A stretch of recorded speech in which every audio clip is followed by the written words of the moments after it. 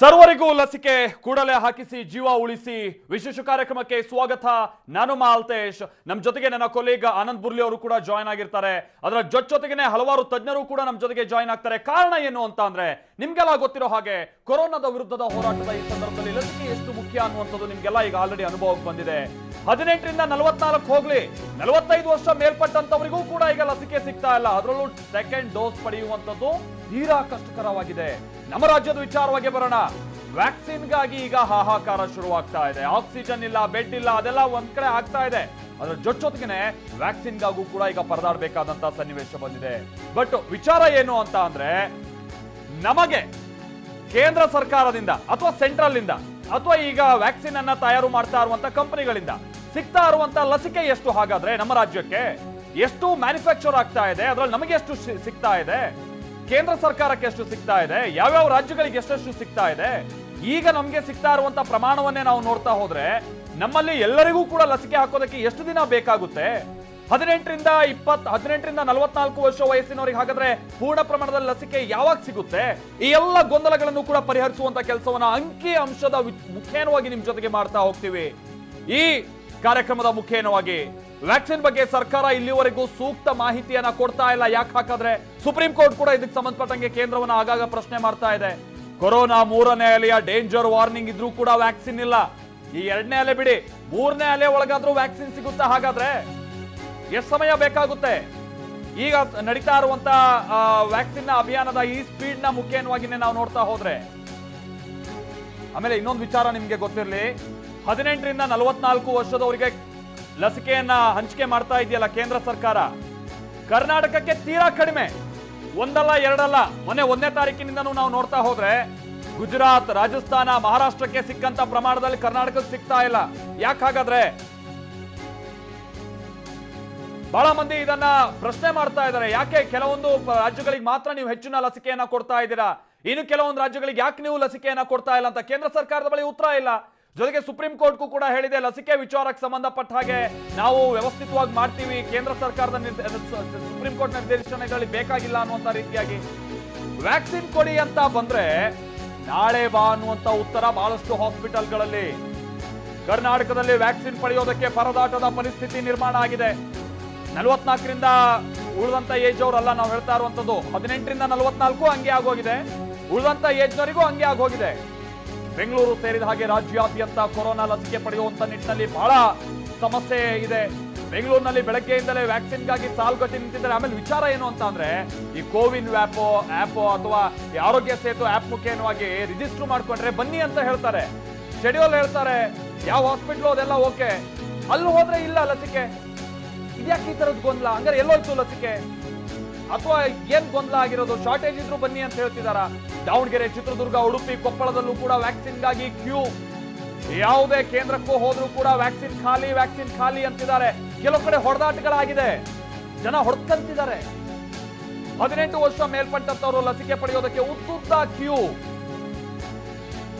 Vaccine ಕೊಡಿ ಅಂತ ಅಂದ್ರೆ 18ರಿಂದ 44 ಪಕ್ಕಕ್ಕೆ ಇಟ್ಬಿಡೋಣ. 44 ಮೇಲ್ಪಟ್ಟಂತವರಿಗೂ ಕೂಡ ನಾಳೆ ಬನ್ನಿ, ನಾಡ್ದು ಬನ್ನಿ, ಗೊತ್ತಿಲ್ಲ. ನಾವು ನೋಡ್ತಾ ಇದೀವಲ್ಲ, ಇದು ಬೆಂಗಳೂರಿನಲ್ಲಿ ಲಸಿಕೆಯನ್ನ ಪಡೆಯುವಂತ ನಿಟ್ಟಿನಲ್ಲಿ ಕ್ಯೂ ನಿಂತಿರುವಂತ ಮಂದಿ. ವ್ಯವಸ್ಥೆಗಳನ್ನ ಅದು ನಂತರದ ಹಂತ ಬಿಡಿ, ಯಾಕಂದ್ರೆ ಲಸಿಕೆ ಪಡೆಯುವಂತ ಸಂದರ್ಭದಲ್ಲಿ ಎಷ್ಟು ಮಂದಿ ಕೊರೋನಾ ಬರುತ್ತೋ, ಯಾಕಂದ್ರೆ ಆ ಮಟ್ಟಿಗೆ ಗುಂಪು ಕೂಡ್ತಾ ಇದ್ದಾರೆ ಕೆಲವೆಡೆ. ನೀವು ಡೆಲ್ಲಿಲೆಲ್ಲ ನೋಡಿದ್ರೆ ಎಷ್ಟೊಂದು ಅದ್ಭುತವಾಗಿ ಅಲ್ಲಿ ವ್ಯವಸ್ಥೆಯನ್ನ ಮಾಡಿದ್ದಾರೆ, ಹಾಸ್ಪಿಟಲ್ಗಳಲ್ಲಿ, ಸ್ಕೂಲ್ಗಳಲ್ಲಿ. ಬಟ್ ನಮ್ಮಲ್ಲಿ ಆ ವ್ಯವಸ್ಥೆ ಇಲ್ಲ. ಫಸ್ಟ್ ಆಫ್ ಆಲ್ ಓಕೆ, ಇರೋ ಕಡೆ ಆದ್ರೂ ಸರಿಯಾಗಿ ಲಸಿಕೆ ಸಿಗ್ತಾ ಇದೆಯಾ? ಅದು ಕೂಡ ಸರಿಯಾಗಿ ಸಿಗ್ತಾ ಇಲ್ಲ. ಬಹಳ ಮಂದಿ ಕ್ಯೂ ನಿಂತು ಗಂಟಾನ್ಗಟ್ಲೆ ವೆಯ್ಟ್ ಮಾಡಿ, ಇನ್ನೇನು ಅವರು ಸರದಿ ಬರ್ತಾ ಇದೆ ಅನ್ನುವಂಥ ಸಂದರ್ಭದಲ್ಲಿ ನಿಮ್ಗೆ ಇವತ್ತು ಲಸಿಕೆ ಇಲ್ಲ, ನಾಳೆ ಬನ್ನಿ ಅಂತ ಹೇಳಿ ಕಳಿಸ್ತಾ ಇರುವಂತ ನಡೀತಾ ಇದೆ. ಬಿಸಿಲಲ್ಲಿ ನಿಂತು ಸಿಟ್ಟಿಗೆದ್ದಿರುವಂತ ಮಂದಿ ಅಲ್ಲಿ ಇರುವಂತ ಸಿಬ್ಬಂದಿ ವಿರುದ್ಧವಾಗಿ, ಸರ್ಕಾರದ ವಿರುದ್ಧವಾಗಿ ಸಿಟ್ಟನ್ನು ವ್ಯಕ್ತಪಡಿಸ್ತಾರೆ. ನೋಡಿ, ಅಲ್ಲಿ ಕೆಲವರು ಮೊಬೈಲ್ ಅನ್ನ ತೋರಿಸಿ ಹೇಳ್ತಾ ಇದ್ದಾರೆ, ಅಂದ್ರೆ ಶೆಡ್ಯೂಲ್ ಇದೆ, ನಿಮ್ಗೆ ಶೆಡ್ಯೂಲ್ ಫಿಕ್ಸ್ ಆಗಿದೆ ಬನ್ನಿ ಅಂತ ಹೇಳ್ತಿದ್ದಾರೆ. ಲಸಿಕಾ ಕೇಂದ್ರಕ್ಕೆ ಹೋದ್ರೆ ಇಲ್ಲ, ಲಸಿಕೆ ಬಂದಿಲ್ಲ, ಇಲ್ಲ ನಿಮ್ಗೆ ಖಾಲಿಯಾಗಿದೆ. ಅರೆ ಮತ್ತೆ ಯಾಕೆ ಹಂಗಾರೆ ಶೆಡ್ಯೂಲ್ ನಮಗೆ ಫಿಕ್ಸ್ ಮಾಡಿದೀರಾ? ಗೊತ್ತಿಲ್ಲ ನಮ್ಗೆ ಅದೇನು ಸಮಸ್ಯೆ ಅನ್ನೋಂಥ ನಮ್ಗೆ ಅರಿವಾಗ್ತಾ ಇಲ್ಲ. ಈ ತರನಾದಂಥ ಉತ್ತರಗಳು ಬರ್ತಾ ಇದೆ. ಬಳ್ಳಾರಿಯಲ್ಲಿ ಉದ್ದುದ್ದ ಕ್ಯೂ ಅನ್ನ ನೋಡ್ತಾ ಇದ್ದೀರಾ. ಕೇವಲ ಬಳ್ಳಾರಿ, ಬೆಂಗಳೂರು ಅಂತ ಮಾತ್ರ ಅಲ್ಲ, ನೀವು ಯಾವುದೇ ಜಿಲ್ಲಾ ಕೇಂದ್ರಗಳ ಕಡೆಗೆ ಗಮನ ಕೊಡಿ, ಯಾವುದೇ ತಾಲೂಕು ಕೇಂದ್ರಗಳ ಕಡೆಗೆ ನೀವು ಹೋಗಿ, ಈ ರೀತಿಯಾದಂಥ ಲಸಿಕೆಗಾಗಿನ ಕ್ಯೂ ಅನ್ನ ನಾವು ನೋಡ್ತಾ ಇದ್ದೀವಿ. ಆಯ್ತಪ್ಪ, ಕ್ಯೂ ನಿಂತಿರುವಂತ ಮಂದಿಗೆ ಇವತ್ತು ಸಂಜೆ ಸಂದರ್ಭದ ಒಳಗಾದ್ರೂ ಲಸಿಕೆ ಸಿಗುತ್ತೆ ಅನ್ನುವಂಥ ಗ್ಯಾರಂಟಿ ಇದೆಯಾ? ಅದೂ ಇಲ್ಲ. ಗಂಟಾನ್ಗಟ್ಲೆ ಕ್ಯೂ ನಿಂತು ಅವ್ರ ಸರದಿ ಬರುವಂತ ಸಂದರ್ಭದಲ್ಲಿ ನಾವು ಮೊದಲೇ ಹೇಳ್ದಂಗೆ ಲಸಿಕೆ ಇಲ್ಲ ಅನ್ನುವಂತ ಮಾತನ್ನ ಹೇಳ್ತಿದ್ದಾರೆ. ಯಾಕೆ ಈ ಗೊಂದಲ? ಇವ್ರಿಗೆ ಹಂಗಾರೆ 1ರಿಂದ 44ನೇ ಏಜ್ ತನಕ ನಮ್ಗೆ ಲಸಿಕೆ ಪ್ರಮಾಣ ಇಲ್ಲ ಅನ್ನುವಂಥದ್ದು ಗೊತ್ತಿದ್ರು ಕೂಡ ಯಾಕೆ ಹಂಗಾದ್ರೆ 1ರಿಂದ 44 ತನಕ ರಿಜಿಸ್ಟರ್ ಮಾಡಿಸ್ಕೊಂಡು ಬನ್ನಿ ಅಂತ ಹೇಳ್ತಾ ಇದ್ದಾರೆ. ಬಹಳ ಮಂದಿ ಖುಷಿಯಾಗಿದ್ದಾರೆ, ಹೌದು ನಮ್ದು ರಿಜಿಸ್ಟರ್ ಆಗಿದೆ, ನಮ್ಗೆ ಶೆಡ್ಯೂಲ್ ಸಿಕ್ಕಿದೆ ಅಂತ. ಬಟ್ 18, 19ನೇ ತಾರೀಕಿಗೆಲ್ಲ ಶೆಡ್ಯೂಲ್ ಸಿಕ್ಕಿದೆ, ಬಟ್ ಅವತ್ತು ಸಿಗುತ್ತೋ ಅನ್ನುವಂಥ ಗ್ಯಾರಂಟಿ ಇಲ್ಲ. ಕಲಬುರಗಿಲಿ ನೋಡಿ ಜನ ಹೇಗೆ ಲಸಿಕೆಗೋಸ್ಕರ ಗುಂಪು ಕೂಡಿದ್ದಾರೆ ಅನ್ನುವಂಥದ್ದನ್ನ ನಾವು ಅದಕ್ಕೆ ಹೇಳಿದ್ದು. ಯಾವುದೇ ಆರೋಗ್ಯ ಕೇಂದ್ರಕ್ಕೆ ಹೋದ್ರೂ ಕೂಡ ಈ ರೀತಿಯ ಗುಂಪು ಕೂಡಿರೋದು ನೋಡಿ ಹೇಗೆ ಮುಗಿ ಬೀಳ್ತಾ ಇದ್ದಾರೆ ಅನ್ನುವಂಥದ್ದನ್ನ. ಆಕ್ಸಿಜನ್ಗಾಗಿ ಈ ರೀತಿಯಾಗಿ ಪರದಾಡಿದ್ದಾಯ್ತು, ರೆಮ್ಡಿಸಿವಿರ್ಗಾಗಿ ಪರದಾಡಿದ್ದಾಯ್ತು, ಬೆಡ್ಗಳಿಗಾಗಿ ಪರದಾಡಿದ್ದಾಯ್ತು, ಇದೀಗ ಲಸಿಕೆಗೂ ಇಂಥ ಪರದಾಟ ಅನ್ನುವಂಥ ಸನ್ನಿವೇಶ ಬಂದಿದೆಯಲ್ಲ, ಇದು ಓವರ್ ಆಲ್ ಆದಂತ ಈ ಸಾಂಕ್ರಾಮಿಕವನ್ನ ಹೇಗೆ ನಾವು ವ್ಯವಸ್ಥೆ ಹೇಗೆ ಇದನ್ನ ಎದುರಿಸ್ತಾ ಇದೆ, ಹೇಗೆ ವ್ಯವಸ್ಥೆ ಮಾಡ್ಕೊಂಡಿದ್ದೀವಿ ಅನ್ನುವಂಥದಕ್ಕೆ ಒಂದು ಉದಾಹರಣೆಗಳಿದೆಲ್ಲ. ಲಸಿಕೆ ಪಡೆಯೋದಕ್ಕೂ ಕೂಡ ಈ ರೀತಿ ಗುಂಪು ಕೊಡ್ತಾ ಇದ್ದಾರೆ. ಅಲ್ಲಿ ಯಾರಿಗೂ ಗೊತ್ತು ಎಷ್ಟು ಮಂದಿ ಕೊರೋನಾ ಇದೆ ಅಂತ? ಒಬ್ಬನಿಗಿದ್ರು ಸಾಕಲ್ಲ, ಆ ಗುಂಪಲ್ಲಿ ಉಳಿದಂಥವರಿಗೂ ಕೂಡ ಏನೋ ಸೋಂಕು ಹರಡ್ಬಿಡುತ್ತೆ. ಯಾಕೆ ಇಷ್ಟು ಕನಿಷ್ಠ ಮಟ್ಟದ ವ್ಯವಸ್ಥೆಯನ್ನ ಮಾಡ್ತಾ ಇದ್ದೀರಾ ನೀವು? ಉಡುಪಿಯಲ್ಲೂ ಕೂಡ ಹಾಗೆ ನೋಡಿ, ಪಾಪ ಎಲ್ಲ ಹಿರಿಯ ಮಂದಿ ಎಲ್ಲ 50, 60 ದಾಟ್ತಂಥವ್ರು ಕಾಯ್ತಾ ಇದ್ರು ಬೆಳಗ್ಗೆಯಿಂದ. ಒಂದು 12 ಗಂಟೆ 1 ಗಂಟೆ ಅಷ್ಟೊತ್ತು ಆಗ್ತಾ ಇದ್ದಂಗೆ ಇಲ್ಲ ನಿಮ್ಗೆ ಲಸಿಕೆ ಇವತ್ತಿಲ್ಲ ಅಂತ ಹೇಳ್ತಿದ್ದಾರೆ. ಜನ ಸಿಟ್ಟಿಗೆ ಹೇಳ್ತಾ ಇದ್ದಾರೆ, ಮತ್ತೆ ಯಾಕೆ ನಮ್ಮನ್ನ ಹಾಸ್ಪಿಟಲ್ ಬಳಿ ಕರಿತಾ ಇದ್ದೀರಾ, ಮತ್ತೆ ಯಾಕೆ ರಿಜಿಸ್ಟ್ರೇಷನ್ ಮಾಡಿದಂಥ ಪೋರ್ಟಲ್ನಲ್ಲಿ ಇವತ್ತು ನೀವು ಬನ್ನಿ ಅಂತ ನಮಗೆ ಸೂಚನೆ ಬರ್ತಾ ಇದೆ, ಯಾಕೆ ಈ ರೀತಿ ಅಂತ ಗೊಂದಲ ಅನ್ನುವಂಥ ಸಂಗತಿ. ಇನ್ನೊಂದು ವಿಚಾರ ಅಂದ್ರೆ ಸರ್ಕಾರ ಕೂಡಲೇ ಲಸಿಕೆ ಕೊಡ್ತಾ ಇರುವಂತ ಈ ವ್ಯವಸ್ಥೆಯನ್ನ ಸರಿಪಡಿಸಬೇಕು. ಲಸಿಕೆ ಇದೆಯೋ ಇಲ್ಲೋ ಅದ್ರ ನಂತರದಂತ ಅಟ್ಲೀಸ್ಟ್ ಸರಿಯಾದಂತ ರೀತಿಯಲ್ಲಿ ಅವರು ಡಿಸ್ಟೆನ್ಸ್ ಅನ್ನ ಮೇಂಟೈನ್ ಮಾಡ್ತಾ ಇದ್ದಾರಾ?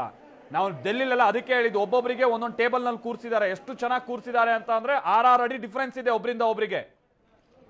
ಏನಾದ್ರು ಡಿಸ್ಟೆನ್ಸ್ ಅನ್ನು ವೈಲೇಟ್ ಮಾಡಿದ್ರೆ ಅವ್ರಿಗೆ ಲಸಿಕೆ ಕೊಡಲ್ಲ, ಆ ರೀತಿ ಕಳಿಸ್ತಾ ಇದ್ದಾರೆ. ನಮ್ಮಲ್ಲಿ ಯಾಕೆ ಆ ವ್ಯವಸ್ಥೆ ಇಲ್ಲ? ಚಿತ್ರದುರ್ಗದಲ್ಲೂ ನೋಡಿ ಇವತ್ತು ಬಹಳ ಮಂದಿ ಬಂದು ಕ್ಯೂ ಗಟ್ಟಿ ನಿಂತಿದ್ರು. ಒಳ್ಳೆ ರೇಷನ್ ಅಂಗಡಿ ಮುಂದೆ ಅಥವಾ ಹಿಂದಿನ ಈ ಲಾಕ್ಡೌನ್ ನ ಸಂದರ್ಭದಲ್ಲಿ ಊಟ ಕೊಡ್ತಿದ್ದಾರೆ ಅನ್ನುವಂತ ರೀತಿ ಸಂದರ್ಭದಲ್ಲಿ ಮುಗಿ ಬೀಳ್ತಾ ಇದ್ರಲ್ಲ, ಆ ರೀತಿಯಾಗಿ ಜನ ಬಂದು ನಿಂತಿದ್ದಾರೆ. ಕಾರಣಾಂತರ ಜೀವ ಉಳಿಸ್ಕೊಳ್ಳೋಕೆ ಒಂದು ಅವಕಾಶ, ವ್ಯಾಕ್ಸಿನ್ ಪಡ್ಕೊಂಡ್ಬಿಡೋಣ ಅನ್ನುವಂತ ನಿಟ್ಟಿನಲ್ಲಿ. ಮೈಸೂರು ನೋಡಿ, ಮೈಸೂರಲ್ಲೂ ಕೂಡ ಗುಂಪುಗಟ್ಟು ನಿಂತಿರುವಂತ ಜನರನ್ನ ನೋಡ್ತಾ ಇದೀವಿ ನಾವು. ಆಮೇಲೆ ಆರೋಗ್ಯ ಸಚಿವರೇನೋ ಹೇಳ್ತಾ ಇದ್ದಾರೆ, ಮೊನ್ನೆ ಟ್ವಿಟರ್ ನಲ್ಲೂ ಕೂಡ ಅವ್ರು ಟ್ವೀಟ್ ಮಾಡಿದ್ರು, ಅಕಸ್ಮಾತ್ ಬೇಡಿಕೆ ಹೆಚ್ಚಾದ್ರೆ ಕೇಂದ್ರಗಳನ್ನ ಹೆಚ್ಚು ಮಾಡ್ತೀವಿ, ಲಸಿಕಾ ಕೇಂದ್ರಗಳನ್ನ ಅಂತ. ಬೇಡಿಕೆ ಹೆಚ್ಚಾಗೋಗಿದೆ ಸ್ವಾಮಿ. ಒಂದೊಂದು ಕೇಂದ್ರದ ಮುಂದೆ ಕೂಡ 100 ಮಂದಿ ನಿಲ್ತಾ ಇದ್ದಾರೆ, ಗಲಾಟೆ ಮಾಡ್ಕೊಳ್ತಿದ್ದಾರೆ, ಹೊಡೆದಾಡ್ಕೊಳ್ತಿದ್ದಾರೆ. ಲಸಿಕಾ ಕೇಂದ್ರಗಳನ್ನ ತೀರಾ ಹೆಚ್ಚು ಮಾಡಬೇಕಾದಂತ ಅನಿವಾರ್ಯತೆ ಇದೆ. ಅದರ ಜೊತೆಗೇನೆ ಲಸಿಕೆಯ ಲಭ್ಯತೆಗೆ ಸಂಬಂಧಪಟ್ಟಂಗೆ ಜನರಿಗೆ ಮಾಹಿತಿ ಕೊಡಬೇಕಾದಂತ ಅನಿವಾರ್ಯತೆ ಇದೆ. ಇಲ್ಲಾಂದ್ರೆ ನೋಡಿ ಹಿಂಗೆ ಲಸಿಕಾ ಕೇಂದ್ರದ ಮುಂದೆ ಬಂದು ಗುಂಪುಗಟ್ಟಿ ಹೀಗೆ ಸಮಸ್ಯೆಯನ್ನು ಅನುಭವಿಸುವಂತ ಸನ್ನಿವೇಶ ಬಂದ್ಬಿಟ್ಟಿದೆ. ಬೆಳಗಾವಿ ನೋಡಿ, ಬೆಳಗಾವಿಯಲ್ಲೂ ಕೂಡ ಹಾಗೆ 106 ಮಂದಿ ಇವತ್ತು ಹಲವಾರು ಅಲ್ಲಿನ ಈ ಪ್ರಾಥಮಿಕ ಆರೋಗ್ಯ ಕೇಂದ್ರಗಳಾಗಿರ್ಬೋದು, ಜಿಲ್ಲಾ ಆಸ್ಪತ್ರೆಗಳಾಗಿರ್ಬೋದು, ಕೆಲ ತಾಲೂಕು ಆಸ್ಪತ್ರೆಗಳಾಗಿರ್ಬೋದು, ಇದೇ ರೀತಿಯಾದಂತ ಸನ್ನಿವೇಶವನ್ನು ನಾವು ಗಮನಿಸ್ತಾ ಇದ್ದೀವಿ. ಯಾಕೆ ಅಂತ ಅಂದ್ರೆ ನಿಮ್ಗೆ ಇನ್ನೊಂದು ವಿಚಾರ ಗೊತ್ತಿರ್ಬೋದು, ಬಹಳಷ್ಟು ಪ್ರೈವೇಟ್ ಹಾಸ್ಪಿಟಲ್ಗಳಲ್ಲಿ ಈಗ ಲಸಿಕೆಯ ಲಭ್ಯತೆ ಬಹಳ ಇಲ್ಲ. ಯಾಕಂದ್ರೆ ಗೌರ್ಮೆಂಟ್ ಉಚಿತವಾಗಿ ಕೊಡುವಂತ ನಿಟ್ಟಿನಲ್ಲಿ ಗೌರ್ಮೆಂಟ್ ಹಾಸ್ಪಿಟಲ್ ಮುಖೇನವಾಗಿನೇ ಕೊಡ್ತಾ ಇದೆ, ಗುಡ್. ಆದ್ರೆ ಆ ವ್ಯವಸ್ಥೆ ಸರಿ ಇಲ್ಲ. ಲಸಿಕಾ ಕೇಂದ್ರಗಳ ಸಂಖ್ಯೆ ಕಮ್ಮಿ ಆಗಿದೆ, ಲಸಿಕೆ ಇಲ್ಲ ಅಂತಂದ್ರೂ ಜನ ಬರ್ತಿದ್ದಾರೆ, ಅವ್ರಿಗೆ ಮಾಹಿತಿ ಇಲ್ಲ. ಈ ಗೊಂದಲಗಳನ್ನ ಬಗೆಹರಿಸಬೇಕಾದಂತ ಅನಿವಾರ್ಯತೆ ಇದೆ. ಯಾಕೆ ಅಂತ ಅಂದ್ರೆ ಇಲ್ಲಿ ತನಕದ ಸಮಸ್ಯೆಯಿಂದಾಗಿ ಜನ ಈಗ ಆಲ್ರೆಡಿ ಸಿಟ್ಗೊಂಡಿದ್ದು, ಅಟ್ಲೀಸ್ಟ್ ಲಸಿಕೆನೂ ಸಿಕ್ತಿಲ್ಲ ಅನ್ನುವಂತ ಸಂಗತಿ ಗೊತ್ತಾಗ್ತಾ ಇದ್ದ ಹಾಗೆ ಮತ್ತೆ ರೊಚ್ಚಿಗೆ ಹೇಳ್ತಾ ಇದ್ದಾರೆ. ಅವ್ರನ್ನೆಲ್ಲ ವಿಶ್ವಾಸಕ್ಕೆ ತೆಗೆದುಕೊಳ್ಬೇಕಾಗಿದೆ, ಅವರಿಗೆಲ್ಲ ಭರವಸೆ ಕೊಡಬೇಕಾಗಿದೆ. ಅದೆಲ್ಲ ಅಂತ ಅಂದ್ರೆ ಸರಿಯಾದ ಮಾಹಿತಿ ಕೊಡಬೇಕಾಗಿದೆ ಅಂತ ಕೆಲಸ ಮಾಡಬೇಕು. ಇವ್ರ ಹತ್ರ ಮಾಹಿತಿ ಕೊಡ್ತಾ ಇಲ್ಲ, ಅದೇ ಸಮಸ್ಯೆ. ಮುಖ್ಯಮಂತ್ರಿಗಳು ನೋಡ್ರೆ ಬಂದಂಗೆ ಕೊಡ್ತೀವಿ ಅನ್ನುವಂತ ಮಾತನ್ನ ಹೇಳ್ತಾರೆ. ಆರೋಗ್ಯ ಸಚಿವರು ನೋಡಿದ್ರೆ ಈ ಲಾಕ್ಡೌನ್ ನ ಸಂದರ್ಭದಲ್ಲಿ ಬಹುಶಃ ಲಸಿಕೆಯ ಕಾರ್ಯವನ್ನ ಸ್ವಲ್ಪ ನಿಲ್ಲಿಸುವಂತ ನಿಟ್ಟಿನಲ್ಲಿ ಏನಾದ್ರು ಸರ್ಕಾರದ ಯೋಚನೆ ಇದೆ ಅನ್ನುವಂತ ರೀತಿಯಾಗಿ ಮಾತಾಡ್ತಾರೆ. ಇದು ಇಲ್ಲಿ ತೀರಾ ಗೊಂದಲಕ್ಕೆ ದೂಡ್ತಾ ಇದೆ ಜನರಿಗೆ.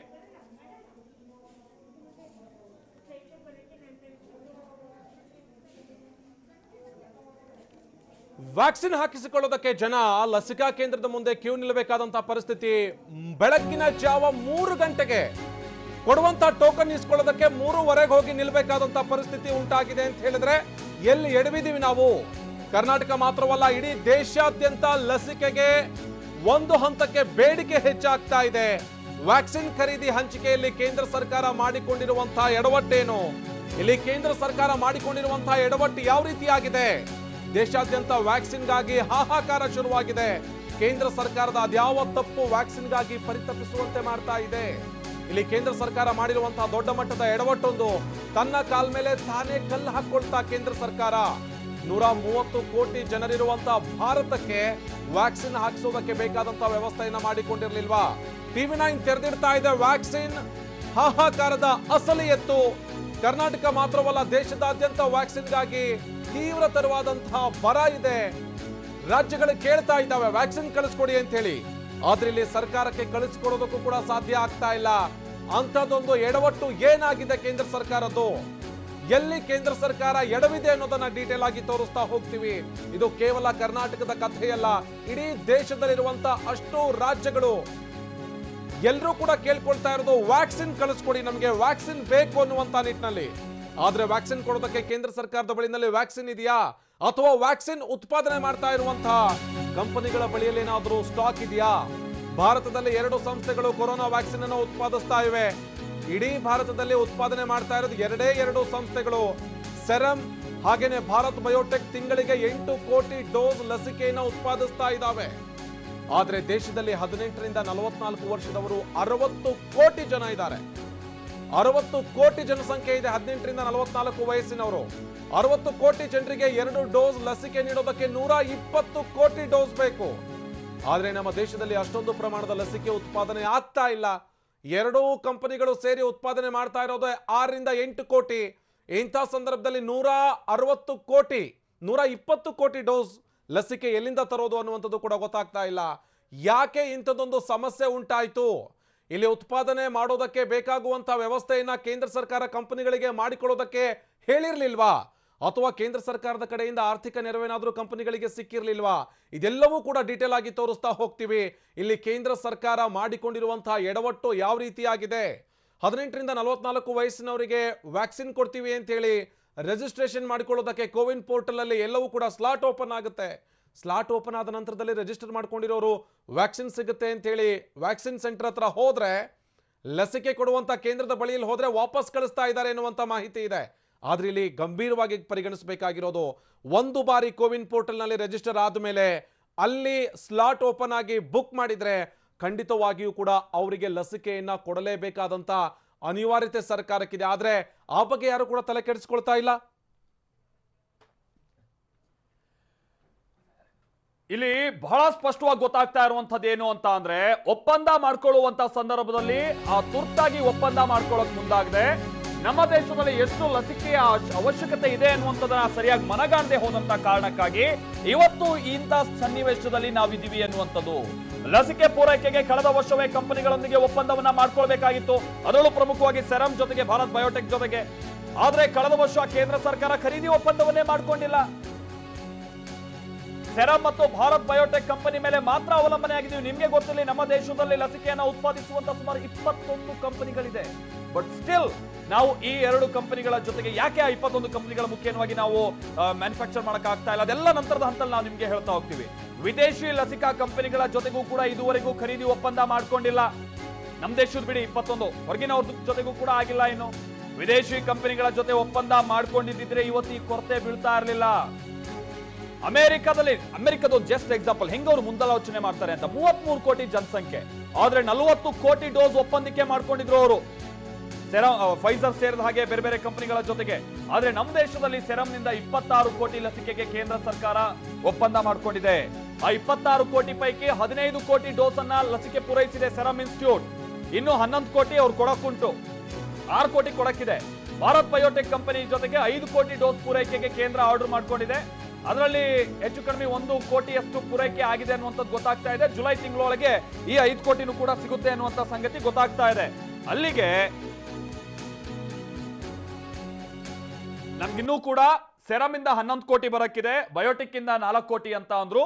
15 ಕೋಟಿ ಇನ್ನೂ ಲಸಿಕೆ ಬರೋದಕ್ಕೆ ಸಮಯ ಇದೆ, ಅಂದ್ರೆ ಮಾಡ್ಕೊಂಡಿರುವಂತ ಒಪ್ಪಂದದ ಪ್ರಕಾರವಾಗಿ. ಆದರೆ ನಮಗಿರುವಂತ ಜನಸಂಖ್ಯೆಗೆ ನಾವು ನೋಡಿದ್ರೆ, ಲಸಿಕೆಗೆ ಈಗ ಎದ್ದಿರುವಂತ ಒಂದು ಡಿಮಾಂಡ್ ಅನ್ನು ನೋಡಿದ್ರೆ, ಈ 15 ಕೋಟಿ ಡೋಸಸ್, ನಾವಿಲ್ಲಿ 30 ಕೋಟಿ ಡೋಸ್ ಅಲ್ಲ 15 ಕೋಟಿ ಮಂದಿಗೆ ಹೇಳ್ತಾ ಇಲ್ಲ, 15 ಕೋಟಿ ಡೋಸಸ್ ಅಂತ ಅಂದ್ರೆ 7 ಕೋಟಿ ಕೊಡೋಕೆ ಮಾತ್ರ ಅವಕಾಶ ಇದೆ. ಬಟ್ ನಾವಿನ್ನು ಪೂರೈಸಬೇಕಾದಂಥದ್ದು ಬಹಳ ಇದೆ.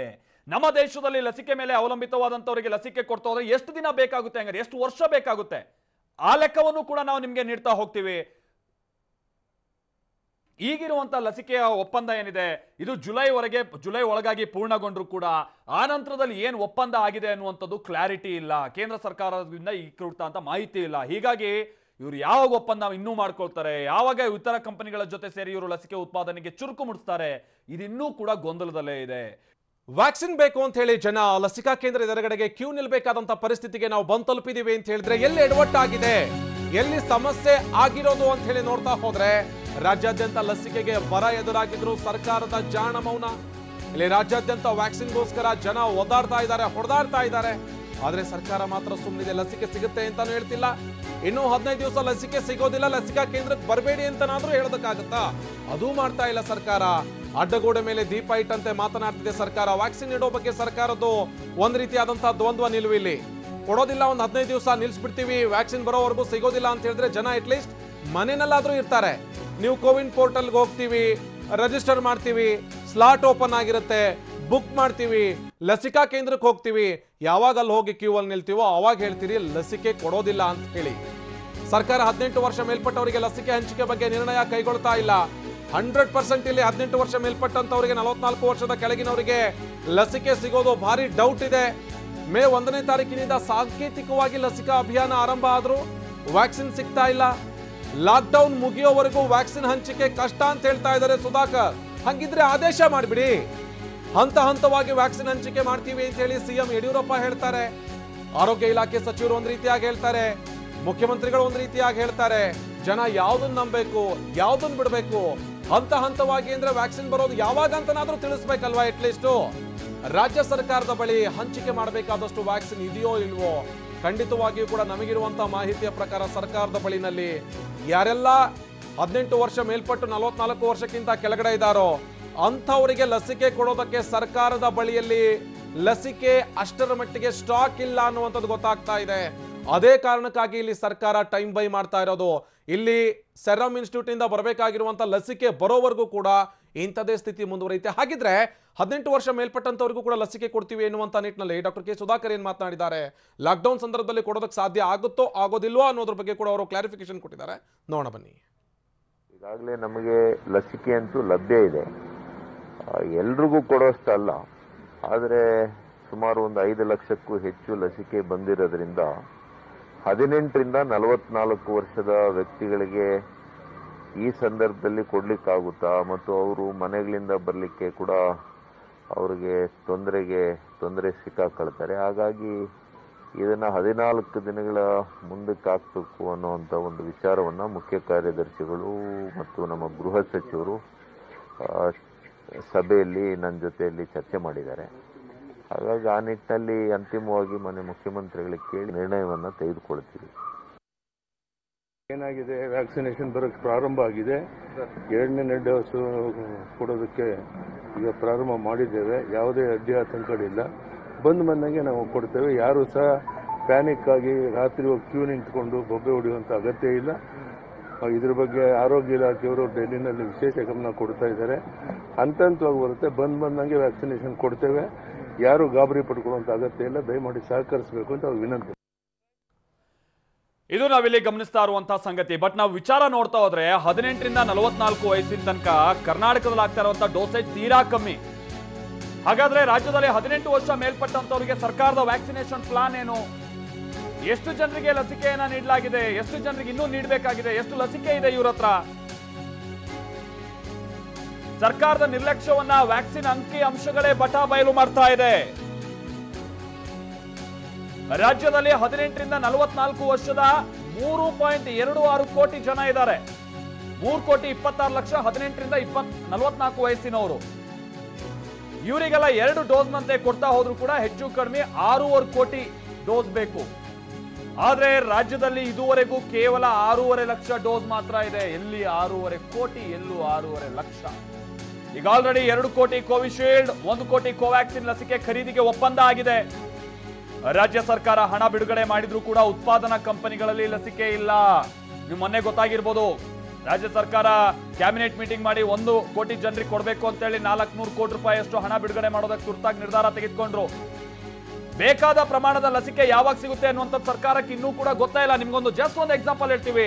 ಪ್ರತಿದಿನನೂ ಕೂಡ ಕೇಂದ್ರ ಸರ್ಕಾರದ ಆರೋಗ್ಯ ಇಲಾಖೆ ಮಾಡ್ತಾ ಇರುವಂತ ಟ್ವೀಟ್ ನಲ್ಲಿ ಅಥವಾ ಅವ್ರು ಕೊಡ್ತಾ ಇರುವಂತ ಮಾಹಿತಿ ಪ್ರಕಾರವಾಗಿ ನೋಡೋದಾದ್ರೆ 18 ರಿಂದ 44 ವರ್ಷ ವಯಸ್ಸಿನವರಿಗೆ ರಾಜ್ಯಕ್ಕೆ ಸಿಗ್ತಾ ಇರುವಂತದ್ದು ಕೇವಲ 1000 ಮಟ್ಟದಲ್ಲಿ 3000 5000 ಅಂತ.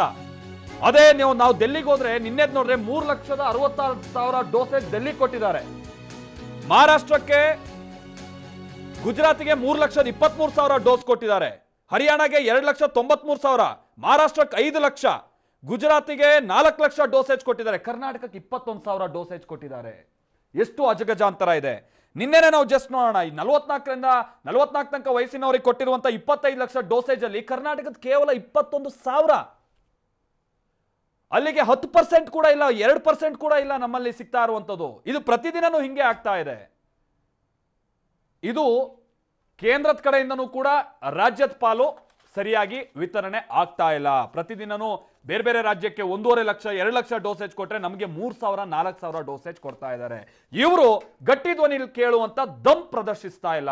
ಅದು ಈಗ ಸಮಸ್ಯೆಯನ್ನ ತಂದೊಡ್ಡಿರುವಂತದ್ದು. ಹಾಗಿದ್ರೆ ವ್ಯಾಕ್ಸಿನ್ ತೆಗೆದುಕೊಳ್ಳುವಂತಹ ನಿಟ್ಟಿನಲ್ಲಿ ಜನ ಉತ್ಸುಕರಾಗಿ ಹೊರಗಡೆ ಬಂದು ಲಸಿಕಾ ಕೇಂದ್ರದ ಮುಂದೆ ನಿಂತರು ವ್ಯಾಕ್ಸಿನ್ ಕೊಡೋದಕ್ಕೆ ಸಾಧ್ಯ ಆಗ್ತಾ ಇಲ್ಲ. ಇದಕ್ಕೆ ಸರ್ಕಾರಗಳು ಮಾಡಿಕೊಂಡಿರುವಂತಹ ಎಡವಟ್ಟು, ಅದರ ಜೊತೆಗೆ ಸದ್ಯಕ್ಕೆ ಇರುವಂತಹ ಲಸಿಕೆಯ ಬರ ಎರಡೂ ಕೂಡ ಕಾರಣ ಆಗ್ತಾ ಇದೆ. ನಮ್ಮ ಜೊತೆಗೆ ಮಾತನಾಡೋದಕ್ಕೆ ತಜ್ಞರು ನಮ್ಮ ಜೊತೆಗೆ ಜಾಯ್ನ್ ಆಗಿದ್ದಾರೆ. ಡಾಕ್ಟರ್ ಚಂದ್ರಶೇಖರ್, ರೋಗ ನಿರೋಧಕ ತಜ್ಞರು ನಮ್ಮ ಜೊತೆಗೆ ಜಾಯ್ನ್ ಆಗಿದ್ದಾರೆ. ಹಾಗೆಯೇ ದಿವ್ಯಾ ಚಂದ್ರಧರ್ ನಮ್ಮ ಜೊತೆಗೆ ಜಾಯ್ನ್ ಆಗಿದ್ದಾರೆ. ಮೊದಲಿಗೆ ಡಾಕ್ಟರ್ ಚಂದ್ರಶೇಖರ್ ಅವ್ರನ್ನ ಮಾತನಾಡ್ತೀನಿ. ಡಾಕ್ಟರ್, ಇಲ್ಲಿ ಒಂದು ವಿಚಾರ ಗಮನಿಸಬೇಕಾಗಿತ್ತು. ಯಾಕೆ ಅಂತ ಹೇಳಿದ್ರೆ ವ್ಯಾಕ್ಸಿನ್ ಎಷ್ಟರ ಮಟ್ಟಿಗೆ ಇಂಪಾರ್ಟೆಂಟ್ ಅನ್ನುವಂಥ ವಿಚಾರವನ್ನು ನೀವು ಪದೇ ಪದೇ ಹೇಳ್ತಾ ಇದ್ದೀರಿ. ವ್ಯಾಕ್ಸಿನ್ ಕೊಡೋದ್ರಿಂದ ಸಾವು ನೋವನ್ನು ನಿಲ್ಲಿಸಬಹುದು ಅಥವಾ ಕಂಟ್ರೋಲಿಗೆ ತರಬಹುದು ಅಂತ ಹೇಳಿ. ಆದ್ರೆ ಇಲ್ಲಿ ಗಮನಿಸಿದಂಥ ಸಂದರ್ಭದಲ್ಲಿ ಲಸಿಕೆ ಹಾಕಿಸ್ಕೊಳ್ಳೋದಕ್ಕೆ ಜನ ಹೋಗಿ ನಿಂತರು, ಲಸಿಕೆ ಕೊಡೋದಕ್ಕೆ ನಮ್ಮ ಹತ್ರ ಲಸಿಕೆ ಇಲ್ಲ. ಇಂಥದ್ದೊಂದು ಎಡವಟ್ಟು ಮಾಡಿಕೊಂಡ ನಂತರದಲ್ಲೂ ಕೂಡ ನಾವು ಬುದ್ಧಿ ಕಲಿಬೇಕಾಗಿರೋದು ದೊಡ್ಡ ಮಟ್ಟದಲ್ಲಿದೆ. ಈಗಿನ ಪರಿಸ್ಥಿತಿನಲ್ಲಿ ಲಸಿಕೆ ಕೊಡೋದಕ್ಕೆ ಸಾಧ್ಯ ಆಗದೆ ಹೋದ್ರೆ ಸಾವಿನ ಸಂಖ್ಯೆ ಹೆಚ್ಚಾಗುವಂತ ಆತಂಕ ಇದೆಯಾ ಡಾಕ್ಟರ್ ಚಂದ್ರಶೇಖರ್ ಅವರೇ? ಹೌದು, ಅಂದ್ರೆ ಲಸಿಕೆಯನ್ನು ಕೊಡೋದ್ರಿಂದ ನಾವು ಮುಂದೆ ಆಗತಕ್ಕಂತ ಇನ್ಫೆಕ್ಷನ್ ಇಂದ ಆಗತಕ್ಕಂತ ತೊಂದರೆಗಳನ್ನ ಅವಾಯ್ಡ್ ಮಾಡಬಹುದು. ಬಟ್ ಲಸಿಕೆ ಒಂದೇ ಇದಕ್ಕೆ ಪ್ರಾಮುಖ್ಯವಾದ ವಸ್ತು ಅಲ್ಲ. ಅಂದ್ರೆ ಲಸಿಕೆ ಜೊತೆನಲ್ಲಿ ನಾವು ಮಾಸ್ಕು, ಸೋಷಿಯಲ್ ಡಿಸ್ಟೆನ್ಸು, ಕ್ರೌಡಿಂಗ್ ಅದನ್ನ ಅವಾಯ್ಡ್ ಮಾಡಿದ್ರು ಕೂಡ ಸಾಕಷ್ಟು ಮಟ್ಟಿಗೆ ಇನ್ಫೆಕ್ಷನ್ ಸ್ಪ್ರೆಡ್ ನ ಅವನ್ನೆಲ್ಲಾನು ನಾವು ಮಾಡ್ಕೋಬಹುದು. ಅದ್ರ ಜೊತೆಗೆ ಲಸಿಕೆ ಸೇರ್ಕೊಂಡ್ರೆ ಇನ್ನೇನಾದ್ರೂ ಅಡಿಷನಲ್ ದೊಡ್ಡ ಇನ್ನೊಂದೇನಂದ್ರೆ ಅಸ್ತ್ರದ ಜೊತೆ ಇನ್ನೊಂದು ಅಸ್ತ್ರ ಸಿಕ್ಕಿದ್ರೆ ಫೈಟಿಂಗ್ ಮಾಡ್ಲಿಕ್ಕೆ ಬಹಳ ಅನುಕೂಲ ಇರುತ್ತೆ. ಈಗ ಹೇಗೆ ಅಂತ ಹೇಳಿದ್ರೆ ನಾವು ಏನೇ ಹೇಳಿದ್ರು ಹಿಂದಿನ ಎಕ್ಸ್ಪೀರಿಯನ್ಸ್ ಪ್ರಕಾರ ಏನಾಗಿದೆ ಅಂದ್ರೆ social crowding, social gathering, social distance, mask ಎಷ್ಟೇ ಇನ್ಸಿಸ್ಟ್ ಮಾಡಿದ್ರು ಕೆಲವು ಸಲ ಹಾಕೋತಾರೆ, ಕೆಲವು ಸಲ ಹಾಕೊಳ್ತಾ ಇಲ್ಲ. ಆ ತರದವ್ರಿಗೆ ಅಟ್ಲೀಸ್ಟ್ ವ್ಯಾಕ್ಸಿನ್ ಕೊಡೋದ್ರಿಂದ ಇನ್ನೊಂದು 50-60% ಪ್ರೊಟೆಕ್ಷನ್ ಬರುತ್ತೆ. ಸೊ ಅದರಿಂದ ಅಫ್ಕೋರ್ಸ್ ವ್ಯಾಕ್ಸಿನ್ ನಮಗೆ ಕೈಯಲ್ಲಿ ಸಿಕ್ಕಿದ್ರೆ ಬಹಳ ಉಪಯೋಗ ಆಗ್ತಿತ್ತು.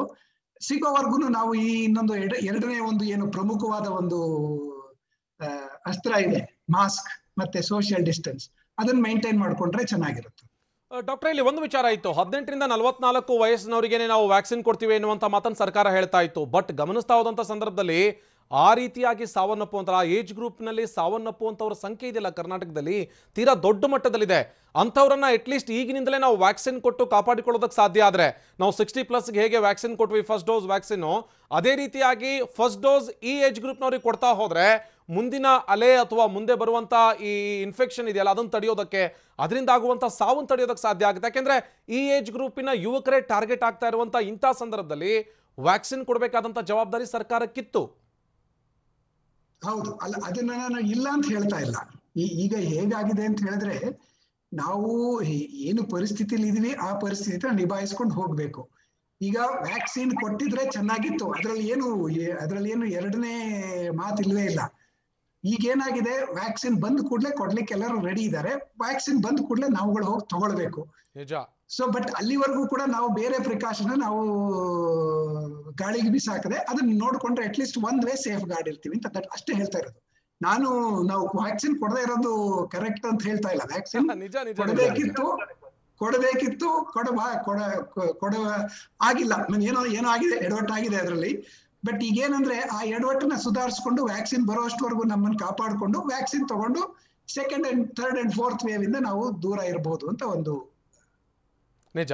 ನಿಮ್ಮ ಜೊತೆಗೆ ಮತ್ತೆ ಮಾತನಾಡಿಸ್ತೀನಿ ಡಾಕ್ಟರ್ ಸುನಿಲ್ ನಮ್ಮ ಜೊತೆಗೆ ಜಾಯ್ನ್ ಆಗಿದ್ದಾರೆ, ಕಮ್ಯುನಿಟಿ ಡಿಸೀಸಸ್ನ ಎಕ್ಸ್ಪರ್ಟ್ ಇವರು. ಸುನಿಲ್ ಅವರೇ, ಇಲ್ಲಿ ಗಮನಿಸ್ತಾ ಇದ್ದೀವಿ ವ್ಯಾಕ್ಸಿನ್ ಕೊಡಬೇಕಾದಂಥ ಸಂದರ್ಭದಲ್ಲಿ ಯಾವಾಗ ಯುದ್ಧದಲ್ಲಿ ಹೋರಾಡೋದಕ್ಕೆ ಹೋಗ್ತಾನೆ ಯೋಧ, ಅಂಥ ಸಂದರ್ಭದಲ್ಲೇ ಕೈಯಲ್ಲಿರುವಂಥ ವೆಪನ್ ಕೆಳಗಡೆ ಬೀಳಿಸ್ದಿರ ಹಂಗೆ ಅಥವಾ ಕೊಡಬೇಕಾಗಿರುವಂಥ ವೆಪನ್ ಆತನ ಕೈಲಿ ಕೊಡದೆ ಹಾಗೆ ನೀವು ಯುದ್ಧ ಮಾಡಿ ಅಂತ ಹೇಳುವಂಥ ರೀತಿ ಯಾವ ರೀತಿಯಾಗಿತ್ತೋ ಅದೇ ರೀತಿ ಆಗಿದೆ. ಯಾಕೆಂದರೆ ಜನ ಸಾಯ್ತಾ ಇದ್ದಾರೆ. ಇಂಥ ಸಂದರ್ಭದಲ್ಲಿ ವ್ಯಾಕ್ಸಿನ್ ಕೊಡಬೇಕಿತ್ತು, ಲಾಕ್ಡೌನ್ ಇತ್ತು, ಜನ ಹೊರಗಡೆ ಬರೋದು ಕಮ್ಮಿ ಆಗಿತ್ತು. ಇಂಥ ಸಂದರ್ಭದಲ್ಲಿ ವ್ಯಾಕ್ಸಿನ್ ಕೊಟ್ಟಿದ್ರೆ ಅಟ್ಲೀಸ್ಟ್ ಒಂದು ಏಜ್ ಗ್ರೂಪಿನ ಜನರನ್ನ ಬದುಕಿಸ್ಕೊಳ್ಳೋದಕ್ಕೆ ಸಾಧ್ಯ ಆಗ್ತಿತ್ತು. ಅದು ಆಗ್ತಾ ಇಲ್ಲ. ಏನು ಹೇಳ್ತೀರಿ ಈ ಬಗ್ಗೆ?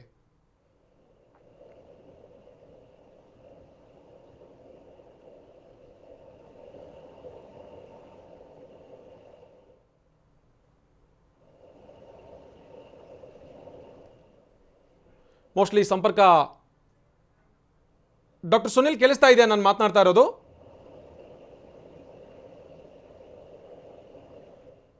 ಮೋಸ್ಟ್ಲಿ ಸಂಪರ್ಕ ಸಾಧ್ಯ ಆಗ್ತಾ ಇಲ್ಲ, ಮತ್ತೆ ಅವರನ್ನು ಸಂಪರ್ಕಿಸ್ತೀನಿ. ದಿವ್ಯಚಂದ್ರ ಅವರು ಕೂಡ ನಮ್ಮ ಜೊತೆಗೆ ಜಾಯ್ನ್ ಆಗಿದ್ದಾರೆ, ಔಷಧಿ ತಜ್ಞೆ. ಮೇಡಮ್, ಇಲ್ಲಿ ಗಮನಿಸ್ತಾ ಇದ್ವಿ ಯಾವಾಗ ನಾವು ವ್ಯಾಕ್ಸಿನ್ ಕೊಡಬೇಕಿತ್ತೋ ಅಥವಾ ಯಾವಾಗ ವ್ಯಾಕ್ಸಿನ್ ಕೊಟ್ಟು ಜನರನ್ನ ಕಾಪಾಡ್ಕೊಳ್ಬೇಕಿತ್ತೋ ಅಂಥ ಸಂದರ್ಭದಲ್ಲೇ ವ್ಯಾಕ್ಸಿನ್ ಕೊಡ್ತಾ ಇಲ್ಲ ನಾವು. ದೊಡ್ಡ ಮಟ್ಟದ ಎಡವಟ್ಟಿದು. ಯಾಕೆ ಅಂತ ಹೇಳಿದ್ರೆ ಲಸಿಕೆ ಉತ್ಪಾದನೆ ಮಾಡುವಂಥದ್ದನ್ನು ಜಾಸ್ತಿ ಮಾಡ್ಕೊಂಡಿಲ್ಲ, ಇರುವಂಥ 2 ಕಂಪನಿಗಳ ಮೇಲೆ ಮಾತ್ರ ನಾವು ಡಿಪೆಂಡ್ ಆಗಿದ್ದೀವಿ. ಇದು ಯಾವ ರೀತಿಯಾಗಿ ತೆಗೆದುಕೊಂಡು ಹೋಗುತ್ತೆ ಅಂತ ಇಂಥ ಏಜ್ ಗ್ರೂಪಿನ ಜನರು ಸಾಯ್ತಾ ಇರೋದನ್ನು ನೋಡ್ತಾ ಹೋದರೆ ಇನ್ನು 3ನೇ ಅಲೆ ಬರುತ್ತೆ ಎನ್ನುವಂಥ ಭಯ ಬೇರೆ ಇದೆ. ಏನು ಹೇಳ್ತೀರಿ ಈ ಸಂದರ್ಭದಲ್ಲಿ? ಈ ಸಂದರ್ಭದಲ್ಲಿ ನಾನೇನು ಹೇಳೋಕ್ಕೆ ಇಷ್ಟಪಡ್ತೀನಿ ಅಂದರೆ 70% ಜನ ಗ್ಲೋಬಲಿ ವ್ಯಾಕ್ಸಿನೇಟ್ ಆದರೆ ಮಾತ್ರ ನಾವು ಈ ಪ್ಯಾಂಡಮಿಕ್ನ ಒಂದು ಮಟ್ಟಕ್ಕೆ ತಡೆ ಹಿಡಿಯೋಕ್ಕೆ ಸಾಧ್ಯ, ಇಲ್ಲಾಂದರೆ ಸಾಧ್ಯನೇ ಇಲ್ಲ. ನಮ್ಮ ದೇಶದಲ್ಲಿ ಈಗ ನೋಡಿದ್ರೆ ಆಲ್ಮೋಸ್ಟ್ 13 ಕೋಟಿ ಜನ ಆಗಲೇ ಫಸ್ಟ್ ಡೋಸ್ ವ್ಯಾಕ್ಸಿನೇಟ್ ಆಗಿದ್ದಾರೆ.